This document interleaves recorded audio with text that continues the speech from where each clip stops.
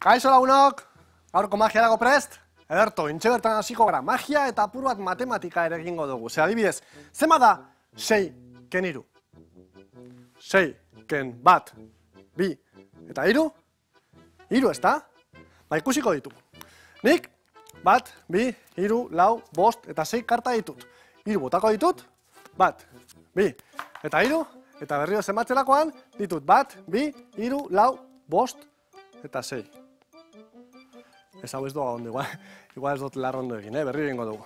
3 bota, bat, bi eta 3. Eta berriro zenbatzerakoan ditut bat, bi, 3, 4, 5 eta 6. Hau ezin da izan. Berriro egingo dugu, bere. 3 bota, bat, bi eta 3, eta ditut bat, bi, 3, 4, 5 eta 6. Zuri, etorrena. Baitor, zer duzu ba? Galdera, zema da 6 ken 3? 6 ken 3, 3. Baiz? Oen badirudi 6 dela, 6 ken 3, 6 aldatu dinda matematika. Zea raro ez dut uste, Tor. Bai, Betiranik 6 ken 3. Bat, bi, 3, 4, 5 eta 6. 3 kenduko ditut, Bat, bi eta 3. Eta berriro zenbatzerakoan, bat, bi eta 3. Eta 3. Hori da. Tor, 6 ken 3 beti izan da 3, eta beti 3 izaten jarraituko du, beraz. Ez da horrela, atera. Segi probatzen, bai? Gero arte. Berriro zenbatuko dugu, badazpa.